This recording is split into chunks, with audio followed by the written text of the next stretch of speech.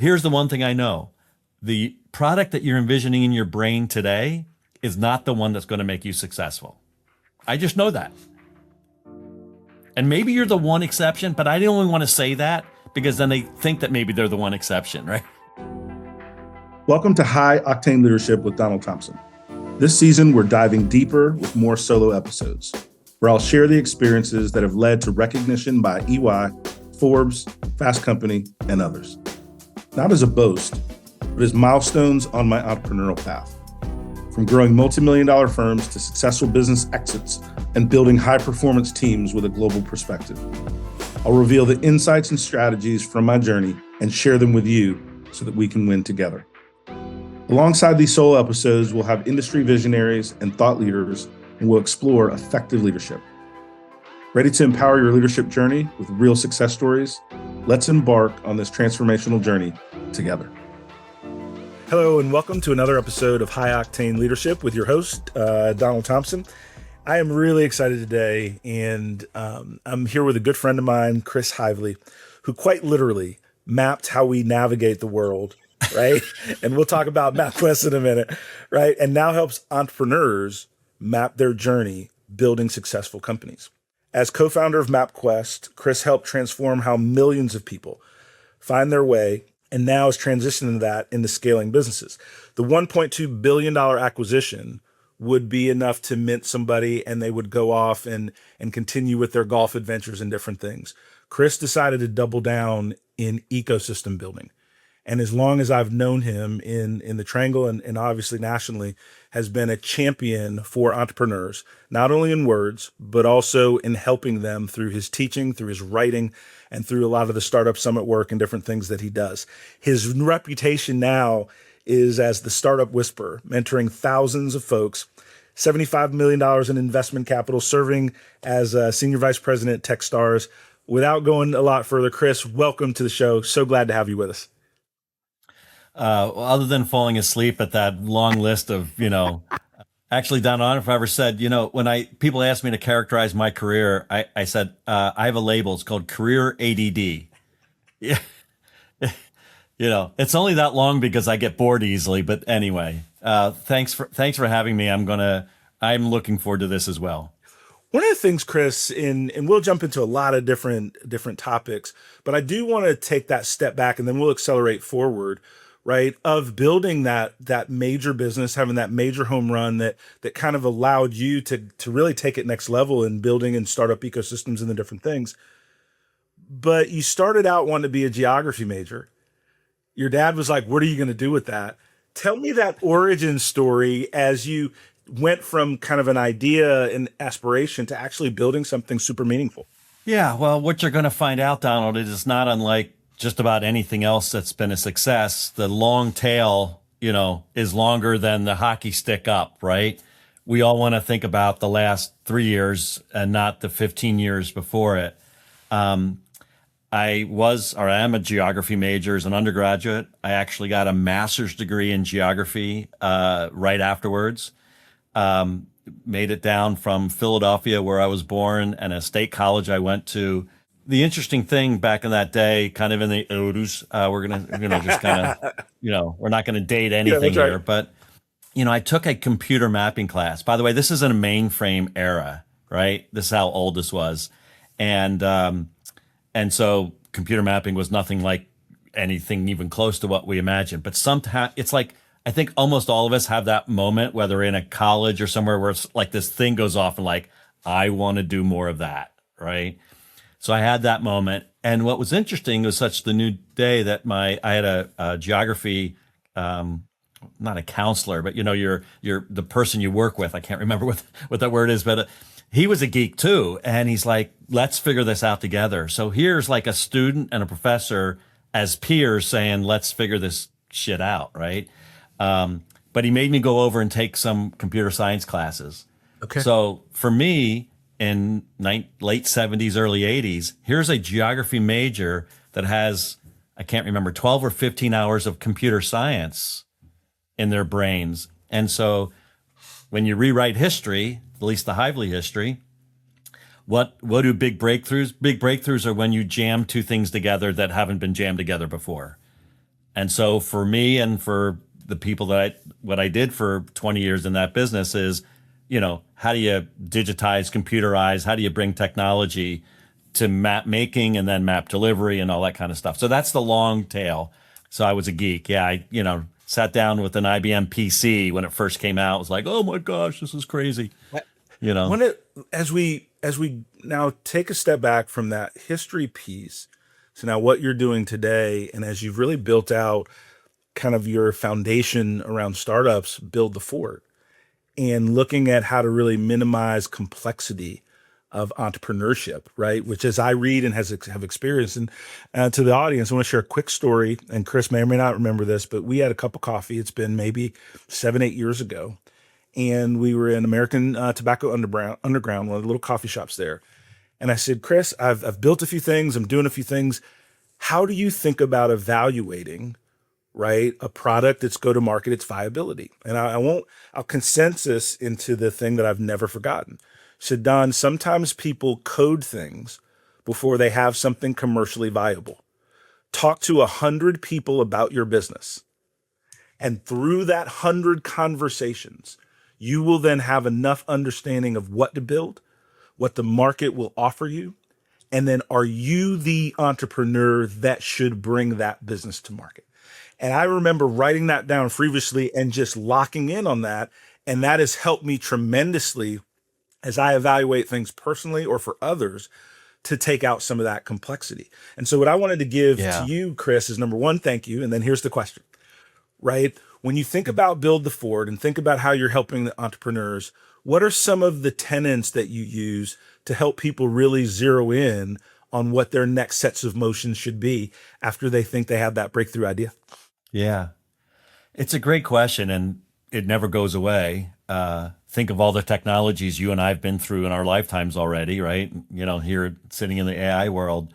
I just did a talk up in Durham at All Things AI, a couple thousand people, amazing experience. And they said, what do you want me to talk about? And talk about the intersection of startups and AI. And so basically the talk was the answer to what you just asked, which is all the technology in the world can make you maybe go a little faster, make you a little smarter, but it's still fundamentally a human experience, right? So don't try to bypass the human part of this and think that AI can answer your questions like, who is my customer? Do they care? And so when I sit down with a founder, the first thing I want to know is, how many people have you talked to and who? Tell me about those conversations. And there's still probably 40, 50% of new founders out there that think that they can kind of bypass that thing and they could just build something that's going to magically happen. And what I tell them is, listen, I've sat with literally thousands of entrepreneurs and tracked some of their journey. Not obviously in gross detail times 1,000, but enough to do some significant pattern recognition. And the patterns are that your idea is only so good. The market, you got to give the market a way to react to that, either by doing customer interviews or, building an MVP. But here's the one thing I know. The product that you're envisioning in your brain today is not the one that's going to make you successful. I just know that. And maybe you're the one exception, but I don't only want to say that because then they think that maybe they're the one exception, right? If you're building something, and this is my view, and if you're building to be the exception, right, then you got to be credibly spiritual in terms of your luck and growth, right? Yeah. It's just all luck, baby. Because you're now doing a different thing, whereas the successful entrepreneurs and VCs and private equity folks, they develop pattern recognition, right? And do that. And as you looked at building out your newsletter, Build the Fort, the book, Build the Fort, you've used a childhood metaphor that kind of pushes against some of the MBA speak, if you will. Yeah. I'm super interested. How did you come up with that metaphor? Why did it resonate? And then now over the course of years, how has that been working in acceptance with entrepreneurs? Yeah, well, I'm going to attribute a healthy part of that to luck, but with a little bit of smarts, thrown in. So there's a fellow that wrote all the, most of the original code for MapQuest that worked for me for a while.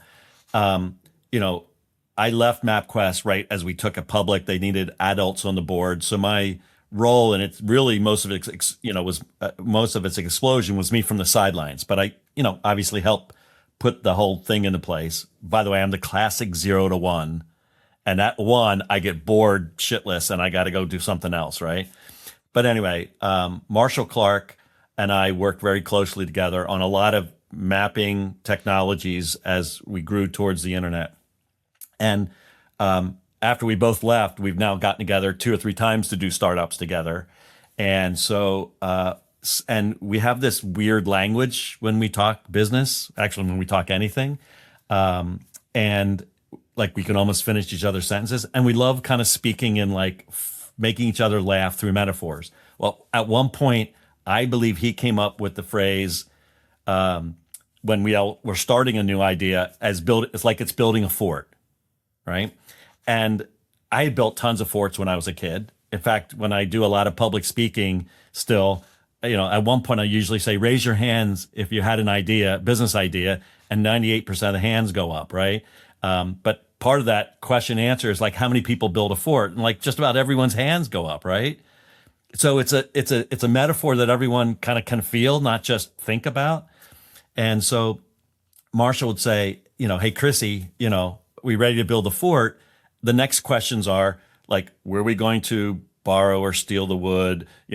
My dad's got some nails. My dad's got a tarp, like all those things. And so when I thought about writing a book and thought about what I think I'm good at, which is trying to simplify very complex things, like removing the noise that doesn't matter right now, I think for early founders is a big thing, right? They're listening and they got so much stuff coming in and they're trying to do it all. And it's like, okay, let's not worry about a CFO right now. That's right. Right? Like you have nothing to count. So we can kind of like take that off your mind, right? So I just thought about the building the fort and how, I always say, Donald, you and I are in the same neighborhood. We're 10 years old, 12 years old. It's the first week of summer vacation. And I say to you, hey, do you want to build a fort? And you say, hell yeah. It sounds yeah, fun. like in a nanosecond. It sounds fun. I want a new adventure. Yeah. And we don't think about things when you're kids. And that's why I love the metaphor. We don't typically think about the reasons something can't be done. We just think about what we want to do, and then you go forth and get started. So let's take that and let's now do the adult version. So you asked me if I want to build Chris, a fort. do you want to build a fort? I don't know. When are we going to do this? Where are we going to get the materials? We don't know anything about building stuff. Is there a video we need to watch? We got to go get some data. Like as adults, we just create all these barriers, right? We all think of we make it more complex. And so the thinking behind Build the Fort and the 2 books I've written and, my speaking and all that is just like, okay, slow down. Let me help you remove the noise. Pretend you're 10 years old building a fort, right? Like just shed all the crap. So I feel lucky that I stumbled upon it. It's become my thing, my wedge. So, it seems to work. That is really awesome. You've talked to thousands of entrepreneurs. What are some of the and we talked a little bit about product market, right? Talk to people, talk to customers, interviews. That's your customer discovery. There's also a component on the emotional readiness for entrepreneurship or the grit factor. So some of those different things. What are some of the characteristics that you look for, right? If you're going to deploy capital, time, effort, energy in working with a team or a group, what are some of those intangibles, characteristics, if you will, that you look for in somebody you'd partner with as an entrepreneur? Yeah, it's a great question. And I think I'll qualify to this by saying, I think it's different for everyone. And so my way isn't necessarily has to be the only way or even your way. But what I'm looking for is like curiosity. So I don't mind you being confident, but I also want you to understand that some of your confidence is created in order to get you up in the morning and get through the day. We all do a little bit of that, right? I got this. I'm killing it. And some of this has gone like, I'm not sure what this next step looks like or the step two steps from now. And I want someone to be able to be curious, a little vulnerable, humble enough to ask people for help. This is why my work on community has been where I put most of my work in the last 10 years, because I think great communities kind of have all those people surrounding you that you can reach out and say, it's not working right now, or I'm confused. And, that's why we call it a journey. It's like different challenges. Yeah. So you need different people. So I want someone who kind of understands that at some level, and then is vulnerable, humble, curious, all those kind of characteristics. Back to a similar question in terms of your experience talking with entrepreneurs. You talk a lot about sharing your ideas, right? But a lot of people don't want to share things. They treat it like they're a chef, right? They don't, or an artist. They don't want to share anything till they think it's ready, right? Yeah. How do you encourage people to share where they are, their thinking, right? I'll give an example, and I'll be specific. Sometimes people pitch me as an angel investor in different things, and they'll want me to sign an NDA or different things. And I'm like, well, okay, but like, ideas are a dime a dozen. Like, what do you think you have? Yeah. Right. Yeah. That is so revolutionary that I can go take and build it. But your premise is share your idea with those 100 folks, get that good feedback. Yeah. What do you think holds people back from doing that? Well, it's a combination of things. I mean, one on maybe actually on a good level, they don't understand how the game's played, and that you don't do that. And so unfortunately, they don't realize they've just put up a really big red flag that they don't understand how this works. And usually that means they've spent too much time just with themselves, right? In their own room, in their own head. I like to say, when you're the only one in the room making decisions, then every decision is perfect, because there's no one there to push back and call bullshit, right? Remember what we said earlier, like half of the product you're thinking, no one cares about or wants. So why would you go out and build this thing only to understand that your market doesn't want it? What's that? That's a waste of time and money. So share. Here's the other thing. There's this beautiful graph, and I'll see if I can do it backwards. It's kind of like, y-axis, x-axis. And this is kind of time, and this is kind of like enthusiasm, let's say, right? So you launch your product, or you have your idea in a company, and you start working on things, and confidence kind of wavers over time, right? Because it's hard, and then it kind of wobbles for a while, and if you're lucky, all of a sudden you catch magic, right? Well, they call that wobble the trough of disillusionment. Okay. So the question is, to answer your question, half of it is not understanding. You have faulty knowledge about how the game is played, that we don't need NDAs, and please don't not share your idea. You can't get anywhere without it. The second thing is sometimes fear that if I put this out, people aren't going to get it.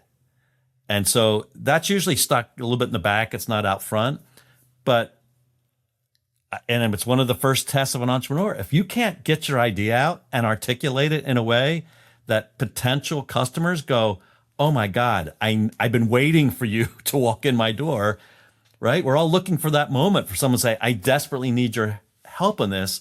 If there's not a group of people, well, you got to go out and talk to those people. And so I think fear sometimes prohibits people from sharing this with other people. Fear that they're going to call your baby ugly. And by the way, it is ugly, but you're going to help it. We're going to help you. I would add to that, and back to you describing people not knowing the game. Also, it's repetition and practice, because you don't have a pitch until you've talked about it a lot. Yeah, because the first time you do it, right, the person sitting across you goes, what? Huh? Or they ask a question, you're like, oh, I didn't think of that. Well, that's the beauty of sharing it with people. You share it with 50 or 100 people, I promise you, by the end of that time period, you will know what you need to do considerably better than you do when you started out. And I'm going to go back to what you've taught me. And you're doing that discovery work without having written a line of code, needing any investment. Maybe you built a 2 to 3 slide PowerPoint, right? But your only expenses were to just get ready to make that communication, and then you develop that confidence over time based on that feedback. Yeah. So startups fail for one or two of the combination. They run out of time or money. So this 100 interviews may take you some time. Maybe it'll even take you 3 months. But I tell you, it's going to save you time and money down the road. The worst thing I hate to see is someone who's worked really hard on something for a year and a half and still has not gone out and talked to many people, if any. That's the most disappointing. I'm like, think of all that time. So NDAs, no real investor is going to sign an NDA. There's maybe a couple. I always hate to do exceptions because people go, that's me, I'm the exception. You're not the exception. My exceptions are things like, some deep chemistry, pharma, Right. Medical device. And even then, no one's going to, the reason I brought in that chart, they also feel that someone's going to steal their idea. Well, you just said ideas are a dime a dozen. But even if it is a great idea, someone's going to steal it. I'm going to tell you, the first time that trough of disillusionment comes in, they're out. Because it's only deep passion, understanding the customer, that drives you through that period. And if someone steals your idea, by the way, I've been doing this for 15 years. I've never seen anybody steal an idea. Me neither. Ever. Me neither. And there is a fabric that I think knits together entrepreneurial ecosystems of respect for ideas. Yeah. Right. And that appreciation. Right. And, there used to be a time where somebody could write a physical check to someone and the money was good. Right. Yeah. And that's just how our society works. And I still feel that in the entrepreneurial ecosystem. And the higher level investor you get a meeting with, the more truth you're going to get. They don't want to waste their time or yours. Like, they're going to give you, do they think it's a good business, fundable, not? Do they think you can run it? Right. And so I'd love to bring it back. To me, that's why I'm spending time in community, especially ours here in Raleigh, Durham, because I want you to understand the game sooner and hopefully increase your chances of success by not wasting time or effort on things that end up you throw out or you suffer from, right? And so know the game. And it's easy. Just talk to Donald or me and we'll tell you about the game. And we'll give you 10 other people that will tell you the game. Right. And that's what a great community is. The thing here locally that I've experienced, and I just believe it to be true, it's now decades, right, is people are typically open to a cup of coffee. You might have to wait patiently to get on their calendar, right? They may give you a calendar. It might be 2 to 3 weeks out. You may have to follow up once or twice, right? But in general, if you've got any reasonable idea, right, our ecosystem locally has a lot of takers that'll help you suss it out, right? And go from there. And I think that's something to just remind folks that the reason you're afraid may not be real. It may be the boogeyman or the boogie person. Yeah. Right. It's your boogeyman. That's right. That's right. Now I want to jump ahead to now some practicalities. You mentioned in some of your work and writing the difference between mentorship versus hyperactive mentorship. And I haven't really unpacked that term before. What does that mean to you? How would you describe that?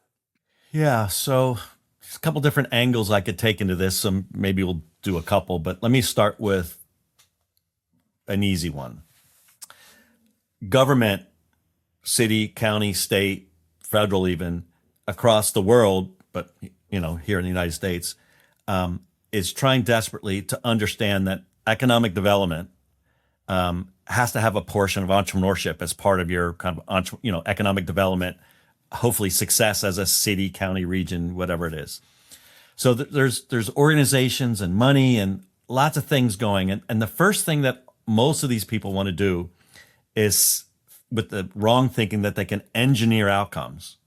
By the way, if you and I knew if we had the playbook for engineering, we wouldn't be spending time on a podcast. We'd be building a Facebook every week, right? So hint, there's no secret playbook or whatever. There's no magic fairy dust that's going to make you successful. It's just, you're going to have to grind through it, learn, be fast and quick, and a little bit of luck. Anyway, so as it goes to mentorship, a lot of times what people do is they build mentorship in like an engineering. You and I get matched up. I'm the founder. You're the grizzled, experienced vet. and we get assigned each other. And now we have to like talk about the product, the company, marketing, all the challenges we have. Maybe I don't like you. Maybe you don't like me. Doesn't matter. To me, true mentorship is peer-to-peer. That professor back at Westchester University was a friend and a peer. He also happened to be my professor for a couple classes, but we were peers. I've been lucky that I've always had a peer relationship with my boss. And as my wife reminded me last night, I've always had deep relations with my boss's boss, which sounds a little laddery, but it probably, younger, early in your career, maybe do that. But back to mentorship. Great mentorship is not assigned. It's not engineered. It's not programmed. Great mentorship is two people sitting down, showing up a little vulnerable. It should be two-way. I should learn as much from you than you learn from me. And so like at like a hyper level, I've always been lucky enough to have at any one time 3 to 6 people that I could reach out to and say, hey, I want to run something by you. And I'll give you an extreme example. I think some of the best mentorship is not necessarily functional. How do I do a Facebook ad? There's lots of ways even today you could figure out how to do that. I think most of it is emotional support. And most of it's about, I've been on that journey, and a lot of it's just listening, having empathy, of course, which is why I think the best hyper mentorship is peer-to-peer and founder-to-founder. But I'll give you an example. So, and you'd probably never heard this. So in 2016, Dave and I decided to shut down the startup factory. That was our accelerator. I spent many years building up the Launchbox version and the startup factory version. And you were part of that journey. And, and it was exciting. And I put on a whole bunch of other events, around that, all to help. And, I was the dude's dude, right? I'm out there everywhere you turn. I'm like a bad penny. There's Heivly, right? And then we decide, you know what? The community doesn't need this. And, we were trying to fundraise at a difficult time, and, let's just park this and kind of turn it off. And the next thing you know, I'm like, well, who the heck am I? If I don't have the startup factory. This is how your brain works, right? Doubts start to creep in. What am I going to do? I like this position. I like being the dude's dude. What am I going to do next? And I happen to be having lunch. I almost always, during that period, would have lunch with somebody just to connect, right? And I'm connecting with this friend, a woman. She does crisis management for, politicians and big corporate, when the what hits the fan.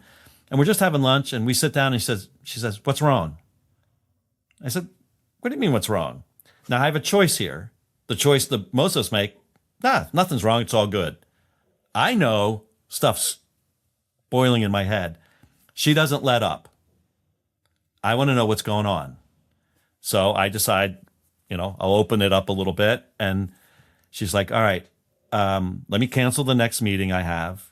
We're having lunch again tomorrow. Let's just talk through this. It's no big deal. She fixed it because she got me out of my own head.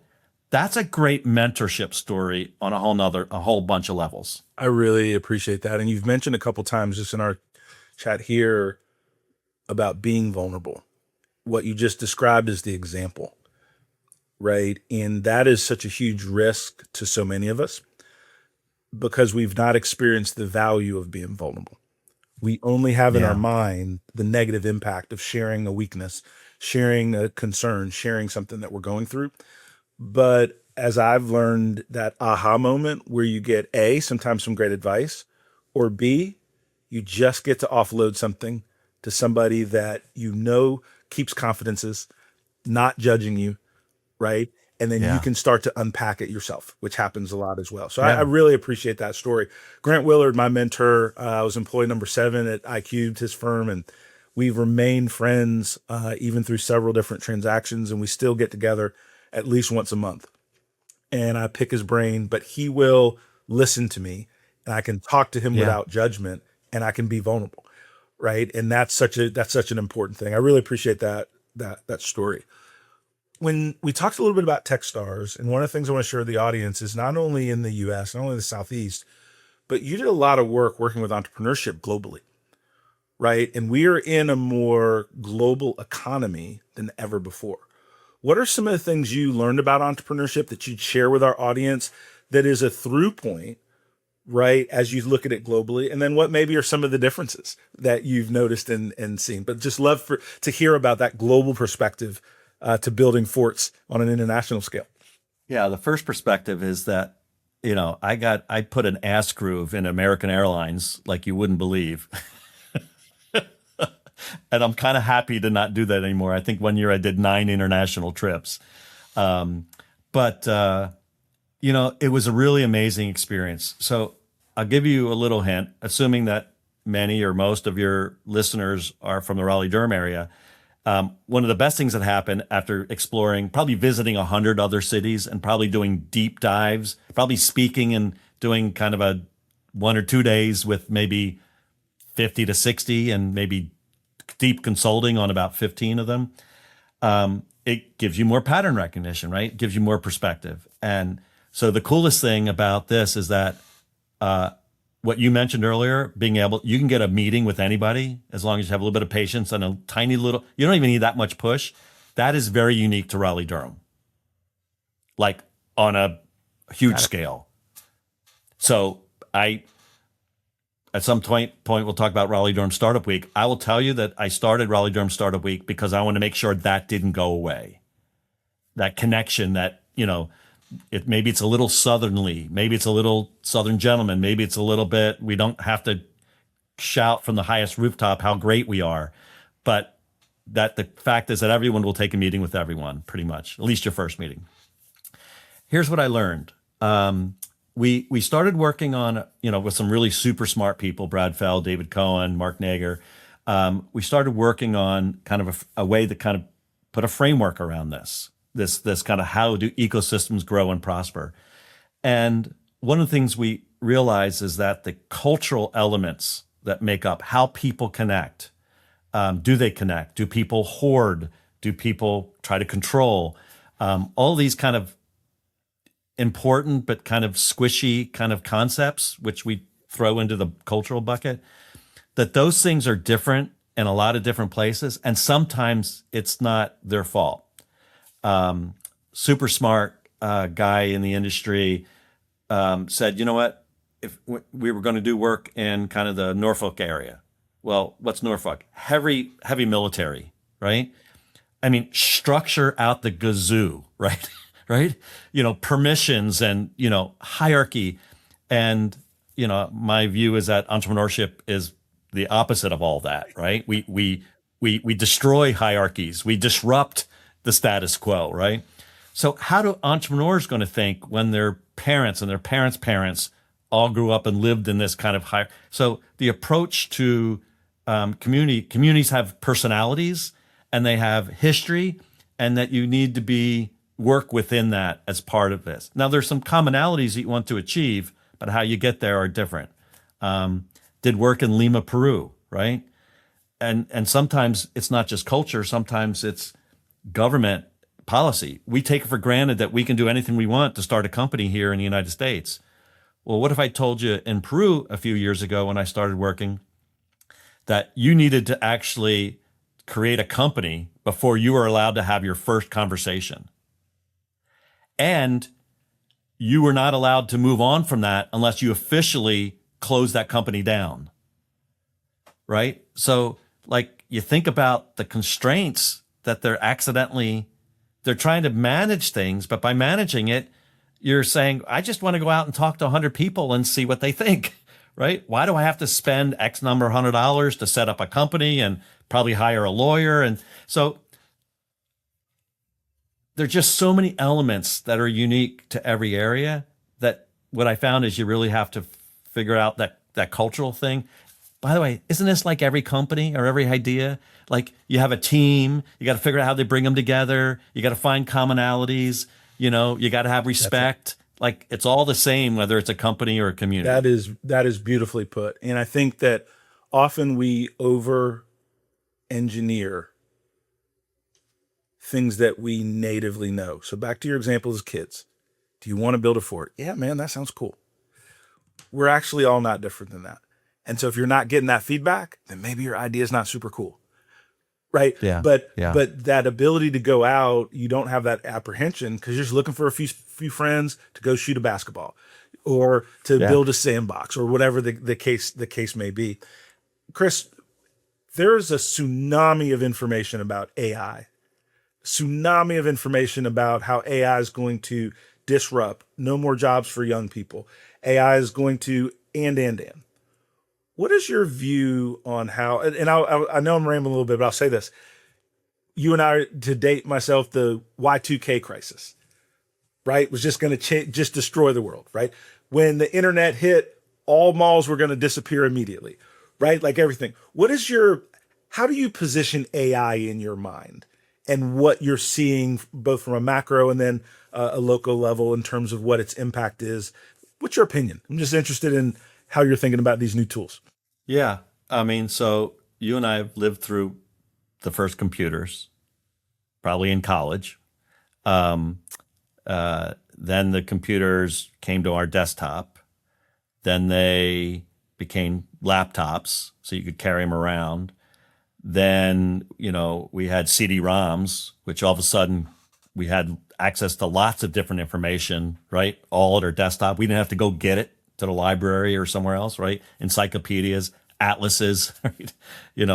Then we get, smaller and smaller, right? The phone, right? Starts to change things. The internet changes things. Internet 2 changes things, Web 3, blockchain, right? Like AI in some respects is just another technology that will apply.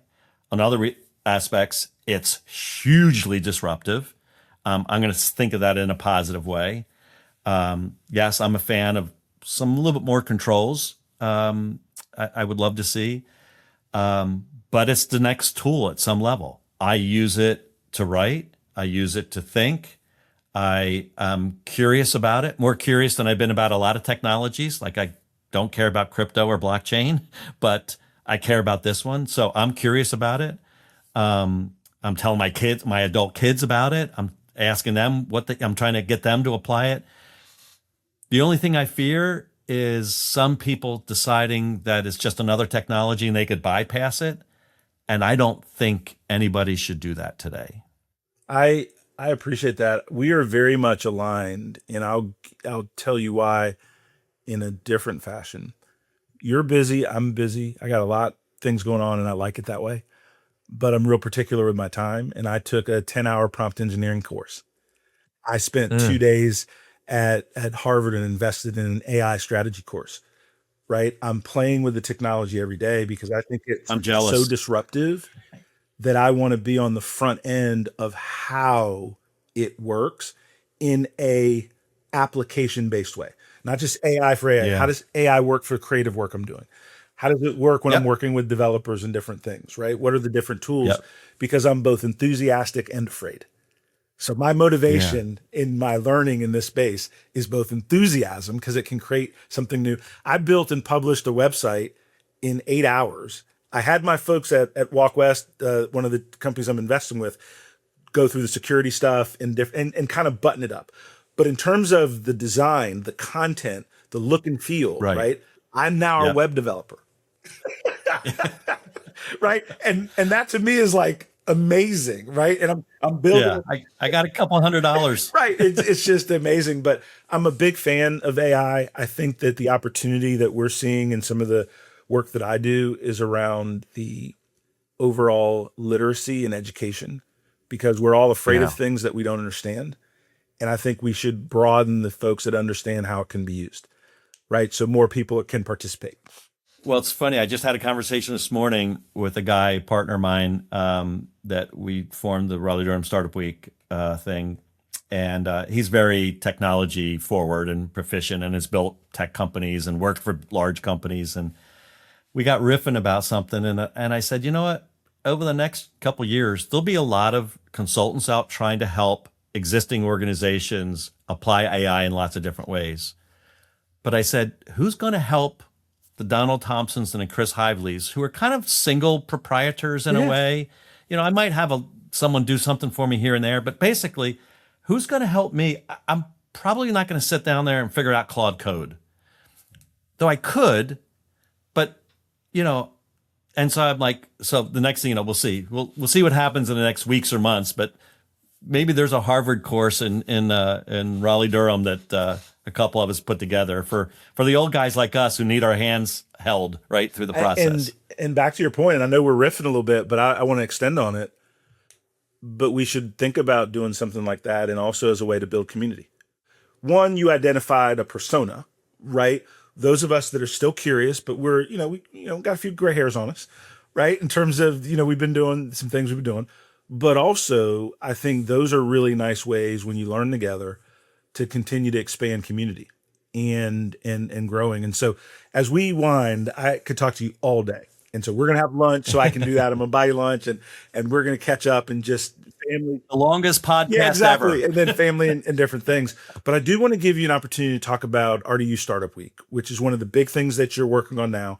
I want to help promote that. Not maybe last year, but maybe 2 years ago, I was a speaker at one of the different things, and you're consistently in give back mode.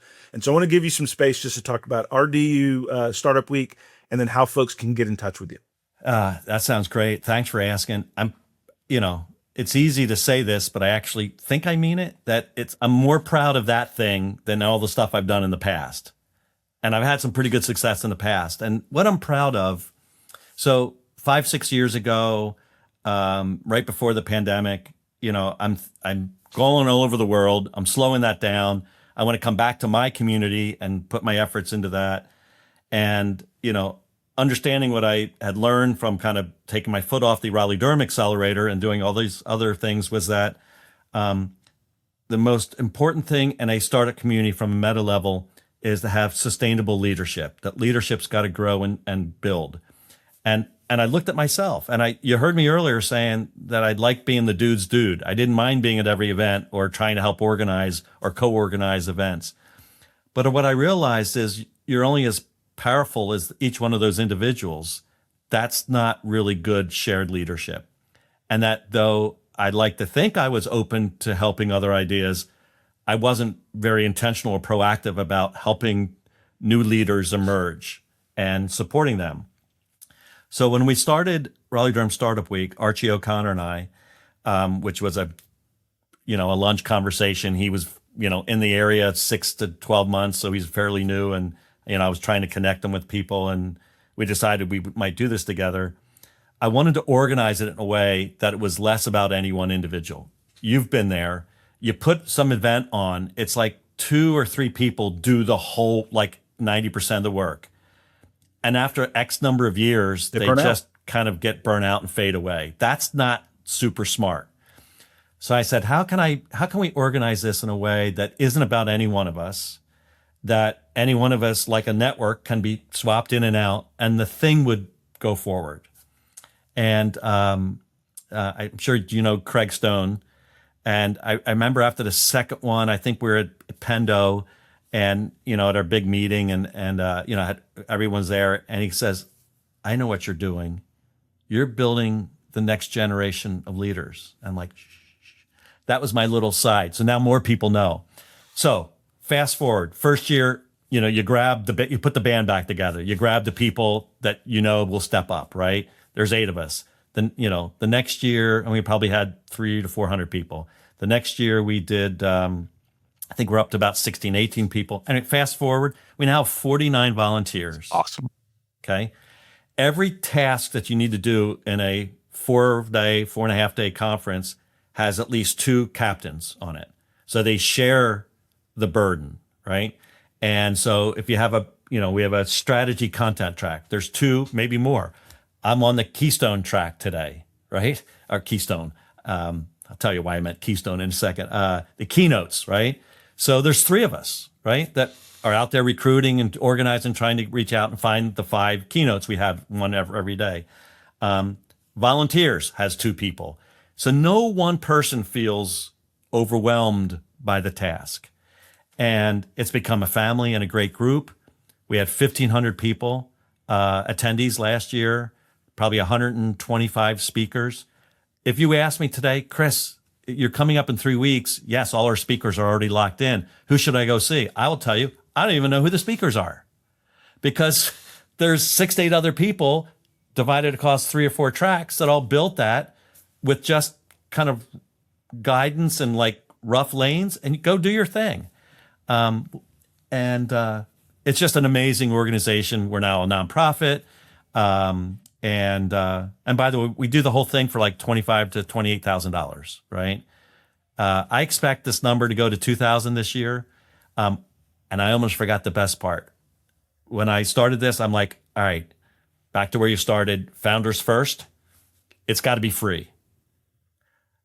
I hate people forcing founders to pay to access knowledge or connection or whatever resources. So I'll end here. The most favorite feedback and most consistent feedback I get from people when they know that I'm involved is, I can't believe how much I've learned in the last 2 days versus the last 2 years, or something to that effect. And then my heart sings. I'm like, now I'm not helping one entrepreneur one-on-one. Now I'm helping 1,000, right? So, Chris, that is powerful. That is a living, breathing example of what we started out talking about in terms of building community and being part of an ecosystem. And I'm really, really proud to know you and to call you friend. I mean, I've always respected what you're doing. I've always referred back to notes of conversations we've had over the years. And I get a lot of email, and I still read your newsletter and just tweak and all the things, because when you're sharing knowledge, to your point on charging entrepreneurs, yes, you're a for-profit individual. You want to, like, of course, but you also realize, and I want to emulate this also, is the give back can also exist in the capitalist of us, right? Like, you can do two things. You can build things to create money and wealth and take care of your family and all the things, and you can give back and be a part of a growing and thriving community. It's not a zero-sum thing. It's not one or the other.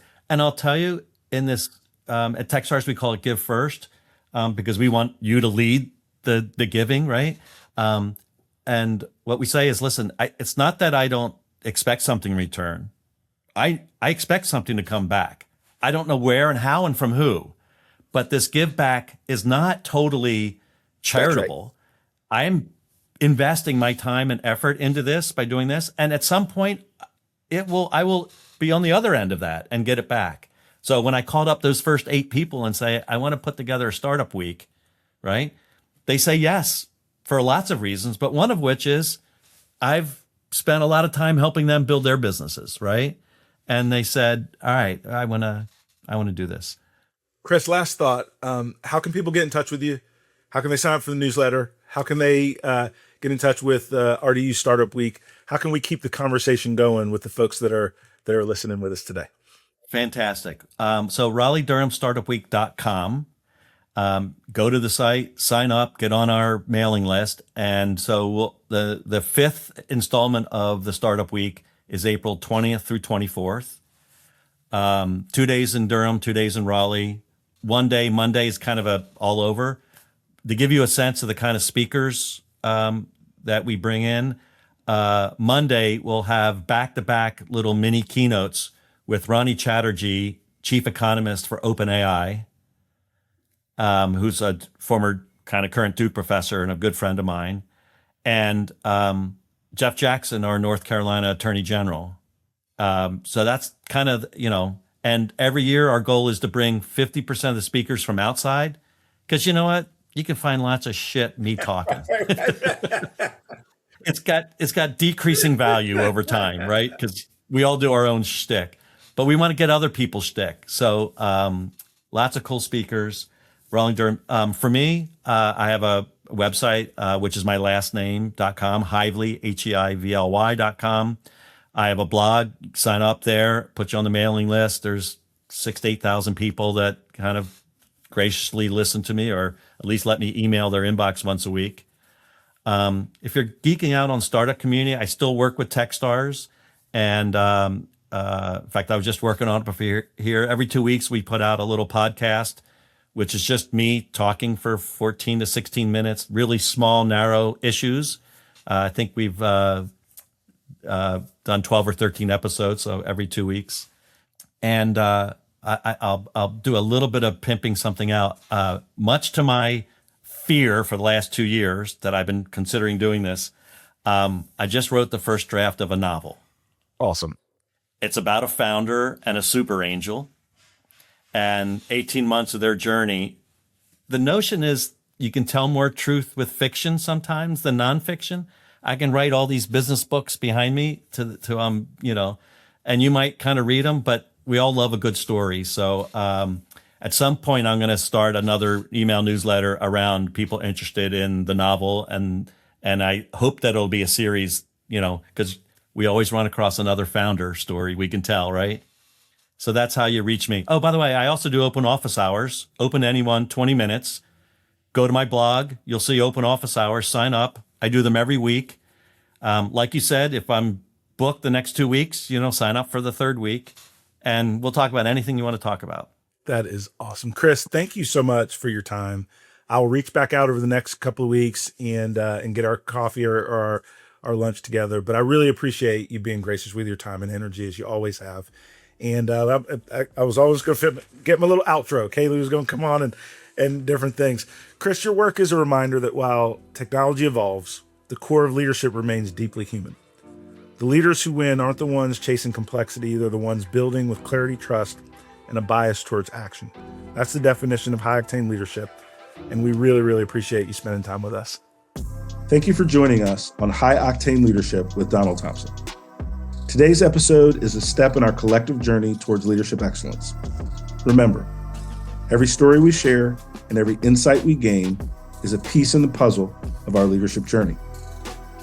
For more insight and detail, hit the subscribe button so that we can stay connected. For deeper information and more episodes, go to donaldthompson.com.